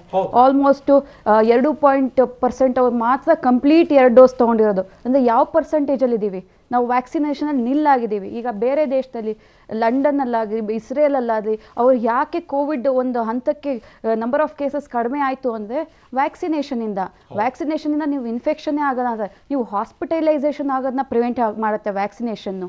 ನೀವು ಬೇರೆ ಕಡೆ ಸ್ಪ್ರೆಡ್ ಆಗದಿರೋಂಗೆ ಪ್ರಿವೆಂಟ್ ಆಗುತ್ತೆ vaccination. In case Covid virus ಬಂದ್ರೂ ಅದ್ರ ಜೊತೆ ಹೋರಾಟ ಮಾಡೋ ಶಕ್ತಿ ಕೊಡುತ್ತೆ ವ್ಯಾಕ್ಸಿನೇಷನ್ನು. ಇಲ್ಲಿ ನಾವು ಭಾರತ ದೇಶದಲ್ಲಿ ಕಂಪ್ಲೀಟ್ಲಿ 2 ಕಂಪ್ನಿ ಮೇಲೆ, ಕೋವ್ಯಾಕ್ಸಿನ್ನು, ಬಯೋಟೆಕ್, ಸೀರಮ್ ಇನ್ಸ್ಟಿಟ್ಯೂಟ್, ಇದ್ರ ಮೇಲೆ ಡಿಪೆಂಡ್ ಆಗಿದ್ದೀವಿ. ಅದರಲ್ಲಿ ಸೀರಮ್ ಇನ್ಸ್ಟಿಟ್ಯೂಟ್ ಏನು ಮಾಡಿದ್ದಾರೆ, ಮೇಜರ್ ಅವ್ರು ಮ್ಯಾನುಫ್ಯಾಕ್ಚರ್ ಮಾಡ್ತಿರೋ ವ್ಯಾಕ್ಸಿನ್ಸು ಎಲ್ಲ ಎಕ್ಸ್ಪೋರ್ಟ್ ಮಾಡಿದ್ದಾರೆ. ಯಾಕಂದರೆ ಅವರು ಮುಂಚೆನೇ ಒಪ್ಪಂದ ಮಾಡ್ಕೊಂಡಿದ್ದು 400 ಮಿಲಿಯನ್ ಡೋಸಸ್ ವ್ಯಾಕ್ಸಿನ್ಸ್ ನಿಮಗೆ ಕೊಡ್ತೀವಿ ಅಂತ ಆಸ್ಟ್ರಾಜೆನೆಕಾದವ್ರ ಜೊತೆ ಒಪ್ಪಂದ ಮಾಡ್ಕೊಂಡಿದ್ದು. 400 ಮಿಲಿಯನ್ ಡೋಸಸ್ ಅಂದರೆ 40 ಕೋಟಿ ಆಯಿತು. 40 ಕೋಟಿ ಅಂದರೆ ಆಲ್ಮೋಸ್ಟ್ 20 ಕೋಟಿ ವ್ಯಾಕ್ಸಿನ್ಸು, 20 ಕೋಟಿ ನಮ್ಮ ದೇಶದ ಜನರಿಗೆ ಕೊಡ್ಬೋದಾದಂಥ ವ್ಯಾಕ್ಸಿನ್ಸು. ಸೊ ಈ ಭಾರತ್ ಬಯೋಟೆಕ್ ನೋಡಿದ್ರೆ ಅವರು co ownership even government of India ಅವ್ರ ಜೊತೆನೂ ಇದೆ. ಯಾಕಂದರೆ NIV ಪುಣೆ ಮತ್ತು ICMR ಇವ್ರ ಕೊಲಾಬರೇಷನ್ಸು ಭಾರತ್ ಬಯೋಟೆಕ್ ಜೊತೆ ಮಾಡಿಕೊಂಡು ರಿಸರ್ಚ್ ಮಾಡಿರೋಂಥ ವ್ಯಾಕ್ಸಿನ್ ಇದು. ಅಂದರೆ ಅವ್ರು ಏನು ಮಾಡಬೇಕು ಅಂದರೆ ನಮ್ಮ ದೇಶದಲ್ಲಿ almost more than 20 vaccine manufacturing companies ಇದೆ. ಅದರಲ್ಲಿ ಅಟ್ಲೀಸ್ಟ್ 7 ರಿಂದ 8 ಕಂಪ್ನೀಸ್ಗೆ ಈ ಥರ ಒಂದು ವ್ಯಾಕ್ಸಿನ್ಸು, ಇದು ಆ್ಯಕ್ಚುಲಿ ಓರಲ್ ವ್ಯಾಕ್ಸಿನ್ ಅಲ್ಲ, ನಾವು ತಗೊಳ್ಳೋಂಥ ಈ ಕೋವಿಡ್ ವ್ಯಾಕ್ಸಿನು. ಈ ಥರ ಕೆಪಾಸಿಟಿ ಮ್ಯಾನುಫ್ಯಾಕ್ಚರಿಂಗ್ ಕೆಪಾಸಿಟಿ ಇರೋ ವ್ಯಾಕ್ಸಿನ್ ಅಟ್ಲೀಸ್ಟ್ 5 to 6 ಕಂಪ್ನೀಸ್ ಆದರೂ ಇದೆ.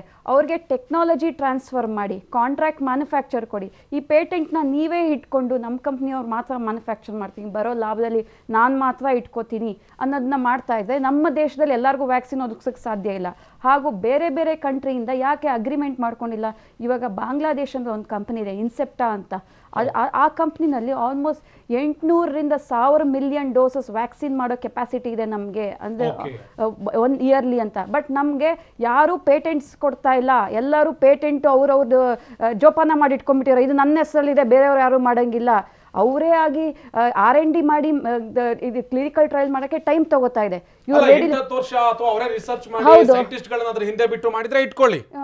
ಹೌದು, ಬಟ್ ಇಲ್ಲಿ ICMR ಅವರಿಗೆ ಸಹಾಯ ಕೊಟ್ಟಿದೆ ಅಥವಾ ಸೆರಮ್ ಇನ್ಸ್ಟಿಟ್ಯೂಟ್ಗೆ 3,000 ಕೋಟಿ ಕೇಂದ್ರ ಸರ್ಕಾರ ಕೊಡ್ತಾ ಇದೆ. ಹೌದು 1,500 ಕೋಟಿ ಭಾರತ್ ಬಯೋಟೆಕ್ ಕೊಟ್ಟಿದೆ. ಇಂಥ ಟೈಮಲ್ಲಿ ಯಾವ ಬೇರೆ ಕಾಂಟ್ರಾಕ್ಟ್ ಮ್ಯಾನುಫ್ಯಾಕ್ಚರಿಂಗ್ ಕಂಪ್ನೀಸ್ಗೆ ಈ ವ್ಯಾಕ್ಸಿನ್ ಮ್ಯಾನುಫ್ಯಾಕ್ಚರ್ ಮಾಡುವಂಥ ಕೆಪಾಸಿಟಿ ಇದೆ, ಅವ್ರಿಗೆ ಟೆಕ್ನಾಲಜಿ ಟ್ರಾನ್ಸ್ಫರ್ ಮಾಡಿ ಇದರಿಂದ ಎಷ್ಟೋ ರಾಯಲ್ಟಿ ತಗೊಳ್ಳಿ, ಇಷ್ಟು ವ್ಯಾಕ್ಸಿನ್ ನೀವು ಕೊಟ್ಟರೆ ನಮ್ಗೆ ಇಷ್ಟು ಕೊಡಿ ಅಂತ, ಟೆಕ್ನಾಲಜಿ ಟ್ರಾನ್ಸ್ಫರ್ಗೆ ಇಷ್ಟು ಕೊಡಿ ಅಂತ. ಅವ್ರ ಕಂಪನಿ ವ್ಯಾಲ್ಯೂಯೇಷನ್ ಎಕ್ಸ್ಟ್ರಾ ಮಾಡ್ಕೊಳ್ಳೋದಕ್ಕೆ ಒಂದೇ ಕಂಪ್ನಿಯಲ್ಲಿ ಡಿಪೆಂಡೆನ್ಸಿ ಕ್ರಿಯೇಟ್ ಮಾಡಿ ಹೈಪ್ ಮಾಡೋದಕ್ಕೆ ಅವ್ರ ಕಂಟ್ರೋಲಲ್ಲಿ ಇಟ್ಕೊಂಡ್ರಿಂದ ಎಲ್ಲ ಜನಗಳಿಗೂ ವ್ಯಾಕ್ಸಿನ್ ಹಾಹಾಕಾರ ಶುರುವಾಗಿದೆ. ನಿಜ. ಅದರಿಂದ ನಾವು ಸ್ವಾರ್ಥಿಗಳಾಗಿ ವ್ಯಾಕ್ಸಿನ್ ಕಂಪನಿ ಮ್ಯಾನುಫ್ಯಾಕ್ಚರರ್ಗಳು ಸ್ವಾರ್ಥಿಗಳಾಗಿ ಯೋಚಿಸದೆ ಜನಗಳ ಆರೋಗ್ಯದ ಬಗ್ಗೆ ಯೋಚಿಸಬೇಕು. ಈವನ್ ಬೇರೆ ಬೇರೆ ಕಂಟ್ರಿನಲ್ಲಿ ಕೂಡ USA ಆಗಲಿ ಅವರೆಲ್ಲ ಯಾವ ವ್ಯಾಕ್ಸಿನ್ಸ್ ಎಕ್ಸ್ಪೋರ್ಟೇ ಮಾಡಿಲ್ಲ. USA ಯಾವ ವ್ಯಾಕ್ಸಿನ್ಸ್ ಎಕ್ಸ್ಪೋರ್ಟ್ ಮಾಡಿಲ್ಲ, ತನ್ನ ಜನಗಳನ್ನ ತಾನು ನೋಡ್ಕೊಂತು ಫಸ್ಟ್. ಬಟ್ ನಾವು ಫಸ್ಟ್ ಎಕ್ಸ್ಪೋರ್ಟ್ ಮಾಡಿದ್ವಿ, ಆಮೇಲೆ ನಮ್ಮ ಜನಗಳ ಇವಾಗ ನಾವು ಫೇಸ್ ಮಾಡ್ತಿರೋ ಅಲ್ಲೇ ಬೇರೆ ಯಾವ ದೇಶದಲ್ಲೂ ಫೇಸ್ ಮಾಡ್ತಿಲ್ಲ.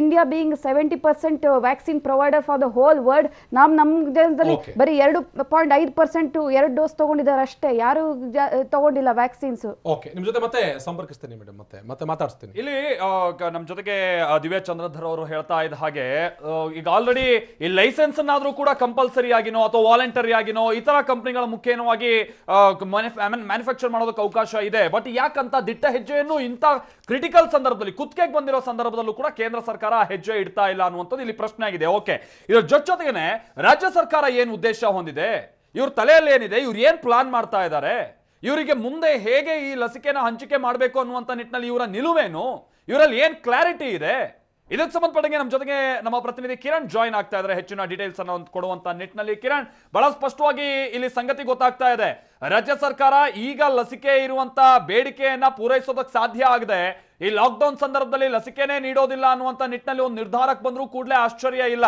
ಬಟ್ ಇವರಲ್ಲಿ ಈ ಲಸಿಕೆ ವಿಚಾರಕ್ಕೆ ಸಂಬಂಧಪಟ್ಟಂಗೆ ಎಷ್ಟು ಸ್ಪಷ್ಟತೆ ಇದೆ, ಕೇಂದ್ರದ ಜೊತೆಗೆ ಮಾತುಕತೆ ಆಗಬೇಕು, ಲಸಿಕಾ ಕಂಪನಿಗಳ ಜೊತೆಗೆ ಮಾತುಕತೆ ಆಗಬೇಕು, ಆ ತರಣ ಅಂತ ಫಾಲೋ ಅಪ್ಗಳು ನಮ್ಮ ರಾಜ್ಯ ಸರ್ಕಾರದಿಂದ ಯಾವ ಮಟ್ಟದಲ್ಲಿ ನಡೀತಾ ಇದೆ ಕಿರಣ್, ನೀವು ಗಮನಿಸಿರೋ ಹಾಗೆ?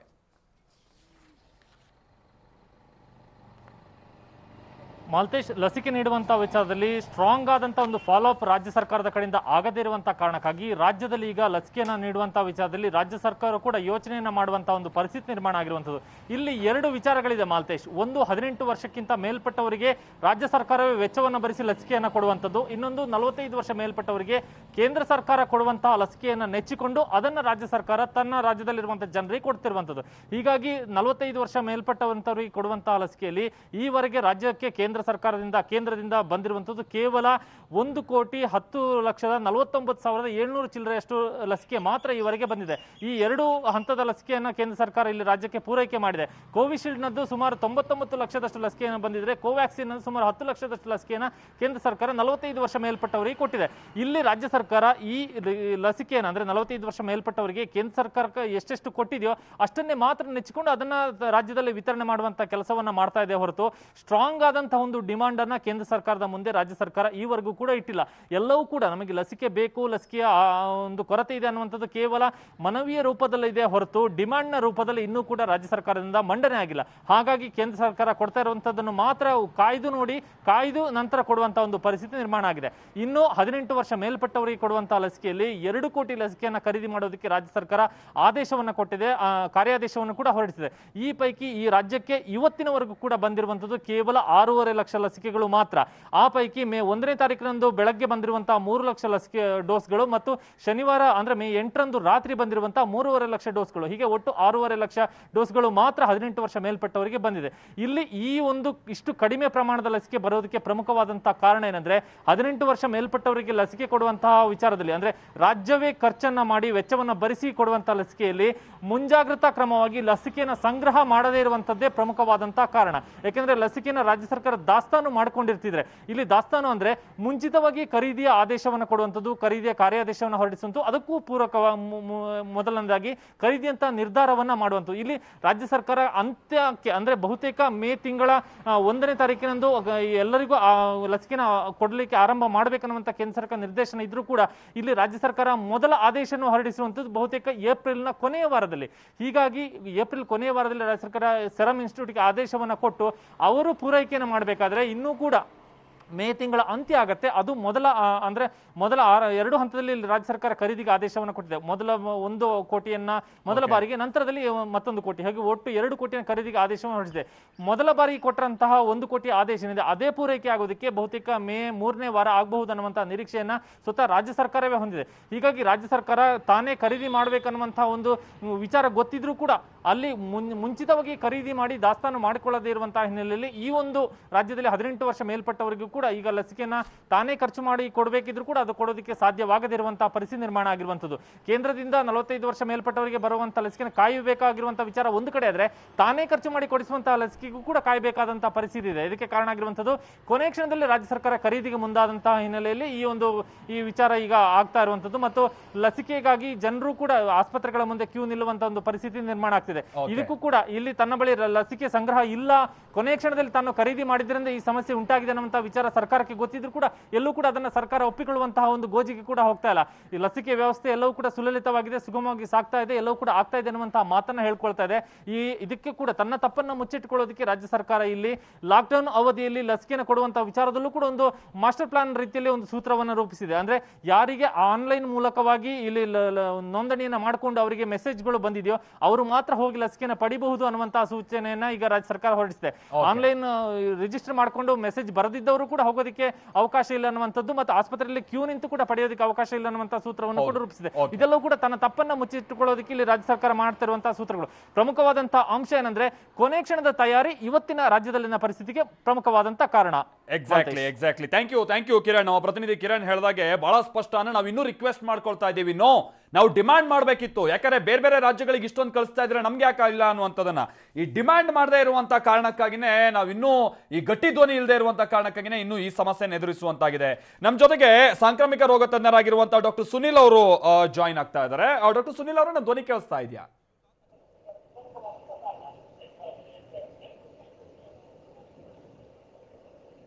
ಡಾಕ್ಟರ್ ಸುನಿಲ್ ಅವರೇ?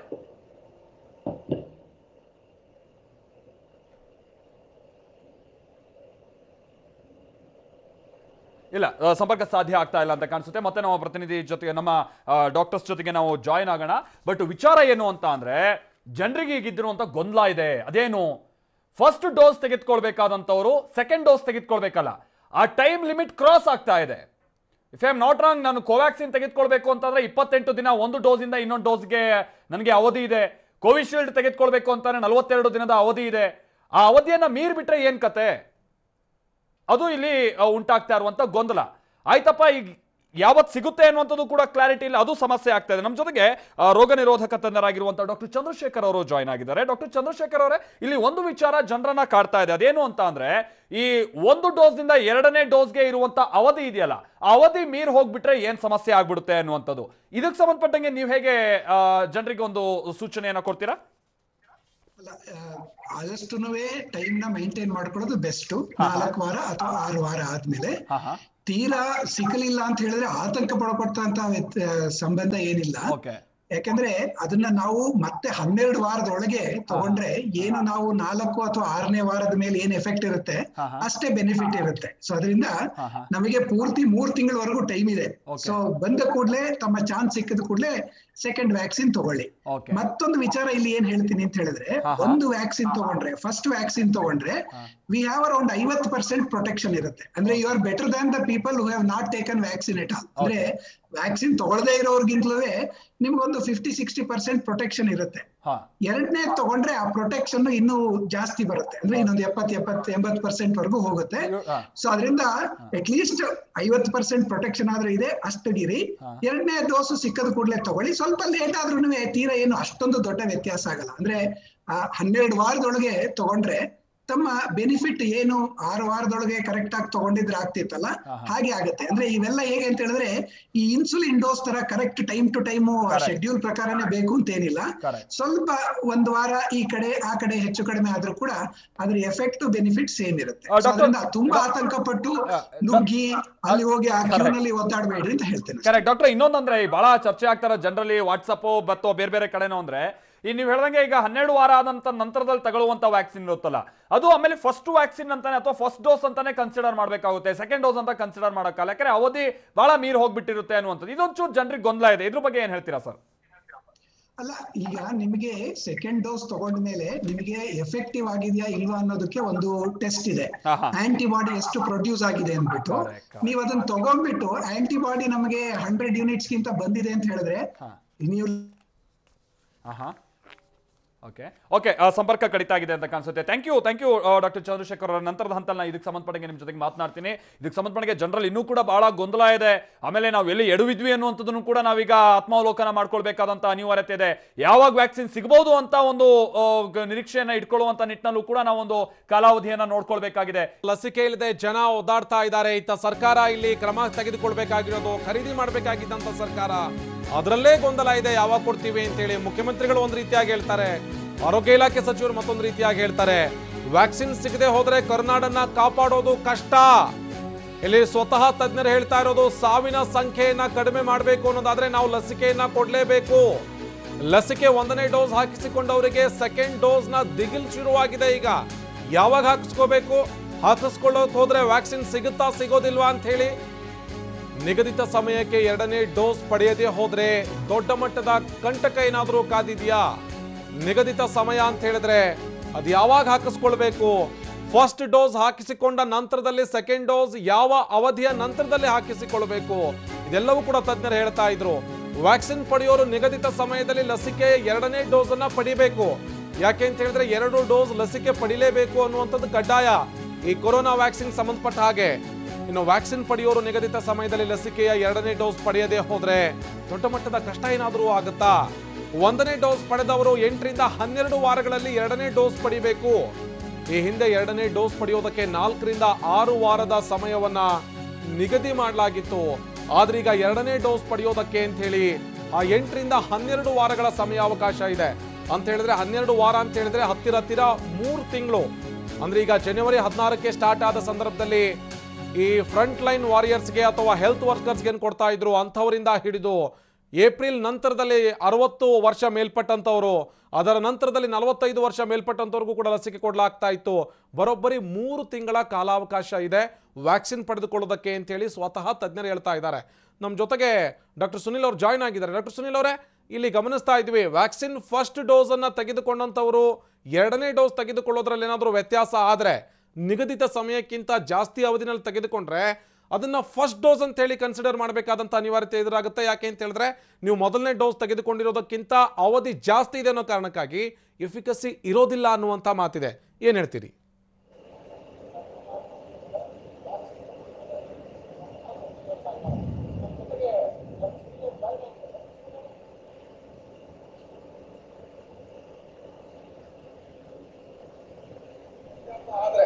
ನಿಗದಿತ ಸಮಯಕ್ಕಿಂತ ಜಾಸ್ತಿ ಅವಧಿನಲ್ಲಿ ತೆಗೆದುಕೊಂಡ್ರೆ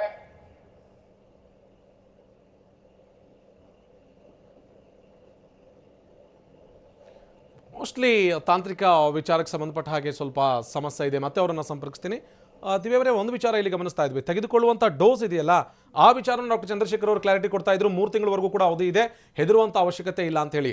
ಇಲ್ಲಿ ಇಂಪಾರ್ಟೆಂಟ್ ಆಗಿ ಯಾಕೆ ಅಂತ ಹೇಳಿದ್ರೆ ತಾವು ಕೂಡ ವ್ಯಾಕ್ಸಿನ್ ವಿಚಾರಕ್ಕೆ ಸಂಬಂಧಪಟ್ಟ ಹಾಗೆ ಅಥವಾ ಬೇರೆ ಬೇರೆ ಲಸಿಕೆ ವಿಚಾರಕ್ಕೆ ಸಂಬಂಧಪಟ್ಟ ಹಾಗೆ ತಾವು ಕೂಡ ಸಾಕಷ್ಟು ಮ್ಯಾನುಫ್ಯಾಕ್ಚರಿಂಗ್ ಯೂನಿಟ್ಗಳನ್ನು ನೋಡಿರ್ತೀರಿ, ಸ್ವತಃ ತಾವು ಕೂಡ ಲಸಿಕೆ ತಯಾರಕರು. ಇಂಥ ಸಂದರ್ಭದಲ್ಲಿ ನಾವು ಪೇಟೆಂಟ್ ನಮ್ಮ ಹೆಸರಲ್ಲಿದೆ ಅಂತೇಳಿ ನಮ್ಮ ಲಾಭಕ್ಕೋಸ್ಕರ 2 ಕಂಪನಿಗಳು ಇಟ್ಕೊಂಡು ಕೂತ್ಕೊಳ್ಳೋದಕ್ಕಿಂತ ಭಾರತದಲ್ಲಿ 21 ಕಂಪನಿಗಳಿದೆ, ಅವುಗಳಿಗೆ ಮ್ಯಾನುಫ್ಯಾಕ್ಚರ್ ಮಾಡೋದಕ್ಕೆ ಅವಕಾಶ ಕೊಡಬೇಕಿತ್ತು.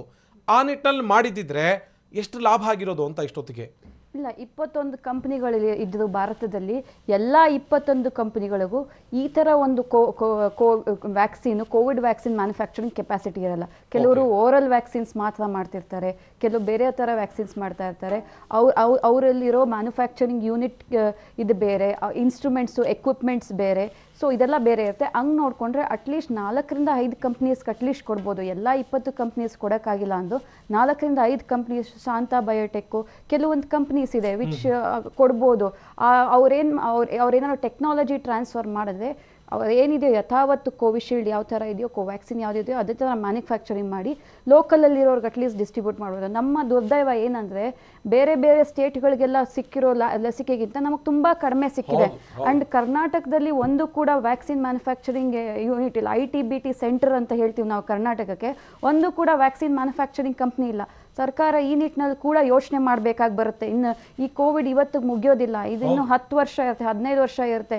ಎಷ್ಟು ದಿವಸ ಅಂತ ಇದೇ ಹಾಹಾಕಾರದಲ್ಲಿ ಬದುಕೋತೀವಿ. ನಾವೇನಂದ್ರೆ ಈ ಎಮರ್ಜೆನ್ಸಿಗೆ ಏನ್ ಬೇಕೋ ಅದಕ್ಕೆ ಮಾತ್ರ ಬದುಕ್ತಾ ಇದೀವಿ. ಇವಾಗ ಸದ್ಯಕ್ಕೆ ಆಕ್ಸಿಜನ್ ಬೇಕು, ಅದು ರೆಡಿ ಅದು ಮಾಡಿ. ಇನ್ನು ಎರಡನೇ ಅಲೆಗೆ ಏನ್ ಬೇಕು ಅಂದ್ರೆ ಅದ್ರ ಬಗ್ಗೆ ಪ್ಲಾನಿಂಗ್ ನಡೀತಾ ಇಲ್ಲ.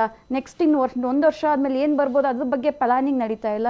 ಈ ಎಮರ್ಜೆನ್ಸಿಗೆ ಏನ್ ಬೇಕೋ ಅದನ್ನ ಮಾತ್ರ ಮಾಡ್ತಾ ಇದೀವಿ. ಅದೇ ಒಂದು ದೊಡ್ಡ ನಮ್ಮ ದೇಶದ ಎಕನಾಮಿಗೆ ಹೊಡ್ತಾ ಬೀಳ್ಬೋದು. ಇವಾಗ ದೊಡ್ಡ ದೇಶಗಳಲ್ಲಿ pharma company is the maximum revenue generator.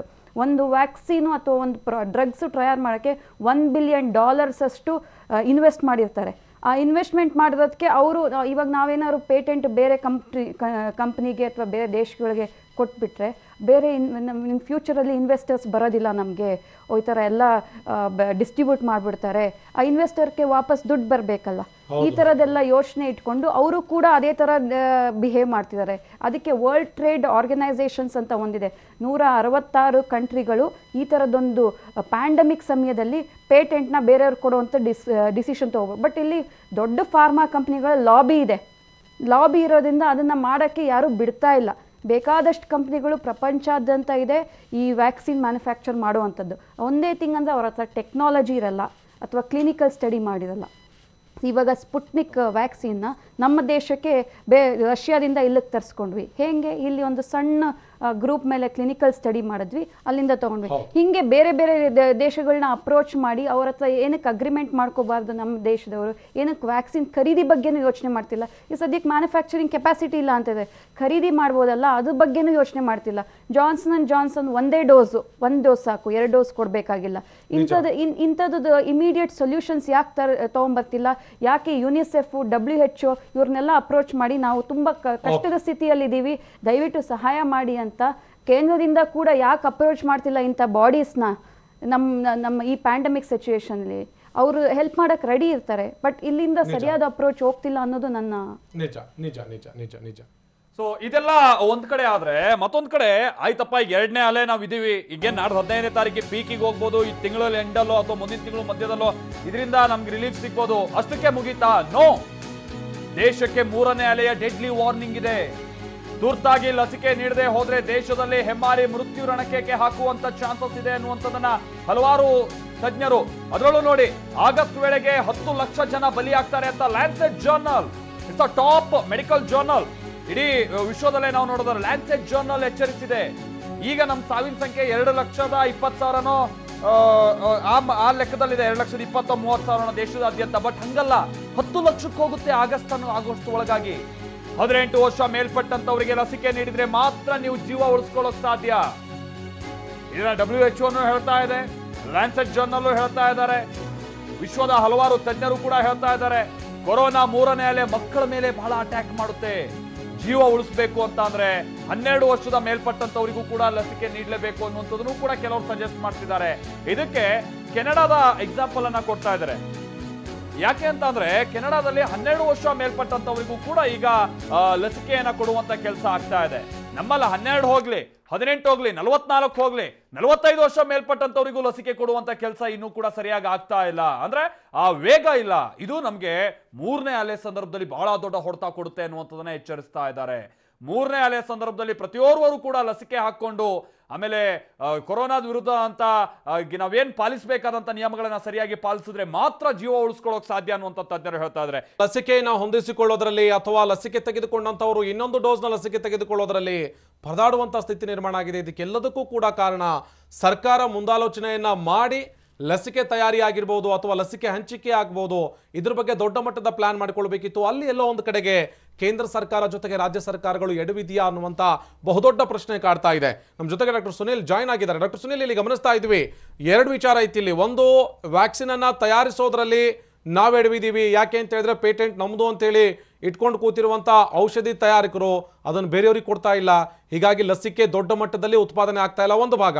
ಎರಡನೇದು, ಇಲ್ಲಿ ರಾಜ್ಯ ಸರ್ಕಾರಗಳು ಕೇಂದ್ರಕ್ಕೆ ಪದೇ ಪದೇ ಮನವಿ ಮಾಡಿಕೊಳ್ತಾ ಇದ್ರೂ ಕೂಡ ರಾಜ್ಯ ಸರ್ಕಾರಗಳಿಗೆ ಲಸಿಕೆಯನ್ನು ಹೊಂದಿಸಿಕೊಡ್ಬೇಕಾಗಿದ್ದಂಥ ಕೇಂದ್ರ ಸರ್ಕಾರ ಸುಮ್ಮನಾಗಿದೆ ಎನ್ನುವಂಥ ವಿಚಾರ. ಡಾಕ್ಟರ್ ಸುನಿಲ್. ಆನಂದ್ ಅವರ ಆಕ್ಚುಲಿ ಇದು ನೋಡ್ತಾ ಹೋದಾಗ ಒಂದು ತುಂಬಾ ಆತಂಕಕಾರಿ ಬೆಳವಣಿಗೆ ಅಂತ ಹೇಳ್ಬೋದು. ಆಕ್ಚುಲಿ ಫಸ್ಟಿಗೆ ಏನು ಹೇಳಿದ್ರು, ನಮಗೆ ಲಸಿಕೆಗಳನ್ನ ಹಂತ ಹಂತವಾಗಿ ಕೊಡ್ತಾ ಹೋದ್ರು. ನಾವು ಬಹಳ ಏನಾಗಿದೆ ಅಂದ್ರೆ ಎಕ್ಸ್ಪೋರ್ಟ್ ಆಗ್ಲಿಕ್ಕೆ ನಾವು 50% ಏನು ವ್ಯಾಕ್ಸಿನ್ಸ್ ಇದೆ ಅದನ್ನ ಬೇರೆ ಬೇರೆ ದೇಶಗಳಿಗೆ ಕೆಲವಾರು ನಮ್ಮ ಸೀರಮ್ ಇನ್ಸ್ಟಿಟ್ಯೂಟ್ ಇರ್ಬೋದು, ಭಾರತ್ ಬಯೋಟೆಕ್ ಇರ್ಬೋದು, ಅಲ್ಲಿಂದ ಎಕ್ಸ್ಪೋರ್ಟ್ ಆಗ್ಲಿಕ್ಕೆ ಸ್ಟಾರ್ಟ್ ಆಯ್ತು. ಎಲ್ಲೋ ಒಂದ್ ಕಡೆ ನಾವು ವಿ ಸೆಲೆಬ್ರೇಟೆಡ್ ಅರ್ಲಿ ಅಂತ ಹೇಳ್ಬೋದು, ಅಂದ್ರೆ ನಮ್ಮಲ್ಲೇ ವ್ಯಾಕ್ಸಿನ್ ಇಲ್ಲದೆ ಬೇರೆ ಕಡೆ ಕೊಡುವಂಥದ್ದು. ಸೊ ಹಾಗಾಗಿ ನಮ್ಮಲ್ಲಿ ಈಗ ವ್ಯಾಕ್ಸಿನ್ ಡೋಸಸ್ ನೋಡ್ತಾ ಹೋದಾಗ ಉತ್ಪಾದನೆ ಕಮ್ಮಿ ಆಗ್ತಾ ಬರ್ತಾ ಇದೆ, ಡಿಮ್ಯಾಂಡ್ ಜಾಸ್ತಿ ಆಗ್ತಾ ಇದೆ. ಈಗ ಡಿಸೀಸ್ ನೋಡ್ತಾ ಹೋದಾಗ, ಕಾಯಿಲೆಗಳ ಪ್ರಮಾಣ ನೋಡ್ತಾ ಹೋದಾಗ ಜನಗಳಿಗೆ ವ್ಯಾಕ್ಸಿನ್ ಬೇಕಾಗುತ್ತೆ. ಅರ್ಲಿ ಫೇಸ್ ಅಲ್ಲಿ ಎಲ್ಲೋ ಜನಗಳದ್ದು ಮನೋಭಾವನ ಕೂಡ ಕಾರಣ ಆಯ್ತು. ಎಲ್ಲನೂ ನಾವು ಸರ್ಕಾರದ ಬಗ್ಗೆನೇ ಹೇಳಲಿಕ್ಕಾಗಲ್ಲ. ಜನಗಳು ವ್ಯಾಕ್ಸಿನ್ ಇದ್ದಾಗ ಬಂದ ಹಾಕ್ಸ್ಕೊತಾ ಇರಲಿಲ್ಲ. ಅದು ಡಾಕ್ಟರ್ಸ್ ಇರ್ಬೋದು, ಹೆಲ್ತ್ ಕೇರ್ ವರ್ಕರ್ಸ್ ಇರ್ಬೋದು, ಅಥವಾ ಓಲ್ಡ್ ಏಜರ್ ಇರ್ಬೋದು.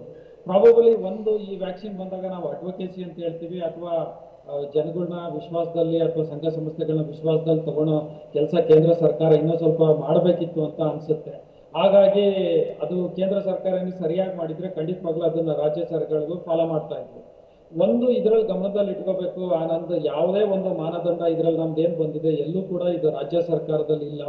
ಎಲ್ಲ ಕೂಡ ಕೇಂದ್ರ ಸರ್ಕಾರದ್ದೇ ಜವಾಬ್ದಾರಿ. ಡೋಸ್ಗಳು ಕೊಡೋದಿರ್ಬೋದು, ಅಥವಾ ಜನಗಳಿಗೆ ಇಂಥವ್ರಿಗೆ ಕೊಡಿ ಅಂತ ಹೇಳೋದು, ಫೇಸ್ ವೈಸ್ ಮಾಡಿರೋದು, ಇದೆಲ್ಲ ನೋಡ್ತಾ ಹೋದಾಗ ಕೇಂದ್ರ ಸರ್ಕಾರದ್ದೇ ಒಂದು ಜವಾಬ್ದಾರಿ ಅಂತ ಹೇಳ್ಬೋದು. ಹಾಗಾಗಿ ಅದನ್ನ ಏನು ನಮ್ಗೆ ಹೇಳಿದ್ರು ಇನಿಷಿಯಲ್ ಫೇಸ್ ಅಲ್ಲಿ ನೋಡ್ತಾ ಹೋದಾಗ, ಒಂದು ಉದಾಹರಣೆ ಕೊಡ್ತೀನಿ. UK ಏನಾಯ್ತು, ಇನಿಷಿಯಲ್ ಫೇಸ್ ಅಲ್ಲಿ ಹಿಂಗೆ ಗೊತ್ತಿತ್ತು ಅವ್ರಿಗೆ ಸೆಕೆಂಡ್ ಡೋಸ್ಗೆಲ್ಲ ಅಭಾವ ಆಗ್ತಾ ಹೋಗುತ್ತೆ ಅಂತ. ಸೊ ಅವ್ರೇನ್ ಮಾಡಿದ್ರು, ಫಸ್ಟ್ ಡೋಸ್ ಕೊಟ್ಟ ಮೇಲೆ ಸೆಕೆಂಡ್ ಡೋಸು 8 to 12 weeks ಅಂತ WHO ಮಾನದಂಡ ಏನಿತ್ತು ಅದ್ರ ಪ್ರಕಾರ ಕೊಡ್ತಾ ಹೋದ್ರು. ಸೊ ಎಲ್ಲರಿಗೂ ಫಸ್ಟ್ ಡೋಸ್ ಅಲ್ಲಿ ಸ್ಯಾಚುರೇಷನ್ ಮಾಡಿಬಿಟ್ಟು second dose time 8 to 12 weeks time ಸಿಕ್ತು. ಅದರಲ್ಲಿ ಅವರು ವ್ಯಾಕ್ಸಿನ್ ಅಥವಾ ಏನು ಕಲೆಕ್ಷನ್ಗೆ ಅಥವಾ ಮ್ಯಾನುಫ್ಯಾಕ್ಚರ್ಗೆ ಎಲ್ಲದಕ್ಕೂ ಟೈಮ್ ಸಿಕ್ತು. ಅದಾದ್ಮೇಲೆ ಸೆಕೆಂಡ್ ಫೇಸ್ ಅಲ್ಲಿ 8 to 12 weeks ಅಲ್ಲಿ ಕೊಡ್ತಾ ಹೋದ್ರು. ಇದು WHO ವಿಶ್ವ ಆರೋಗ್ಯ ಸಂಸ್ಥೆಯ ಮಾನದಂಡ ಕೂಡ. ಇದು ಏನಪ್ಪಾ ಅಂದ್ರೆ ಲೇಟ್ ಆಗಿ ಕೊಟ್ಟಷ್ಟು ಎಫಿಕಸಿ ಜಾಸ್ತಿ ಅಂತ ಇರುತ್ತೆ. ಬಟ್ ಅದೇ ನಮ್ಮ ದೇಶದಲ್ಲಿ ನೋಡ್ತಾ ಹೋದಾಗ ಡಾಕ್ಟರ್ಗೆ ಕನ್ಫ್ಯೂಷನ್ ಇದೆ, ವ್ಯಾಕ್ಸಿನ್ ಯಾವಾಗ ಕೊಡಬೇಕು ಯಾವಾಗ ತಗೋಬೇಕು ಅಂತ. ಫಸ್ಟ್ ಹೇಳಿದ್ರು 4 ವಾರ ಅಂತ ಹೇಳಿದ್ರು, ಆಮೇಲೆ 6ರಿಂದ 8 ವಾರ ಅಂದ್ರೆ ಈಗ 8ರಿಂದ 12 ವಾರ ಅಂತಾರೆ. ಹಾಗಾಗಿ ಇವೆಲ್ಲಾನು ನೋಡ್ತಾ ಹೋದಾಗ ಖಂಡಿತವಾಗ್ಲೂ ಎಲ್ಲೋ ಒಂದ್ ಕಡೆ ನಾವು ತುಂಬಾ ಅವ್ಯವಸ್ಥೆ ತೂಕಕ್ಕೆ ಹೋಗಿದೀವಿ ಅಂತ ಅನಿಸ್ತಾ ಇದೆ.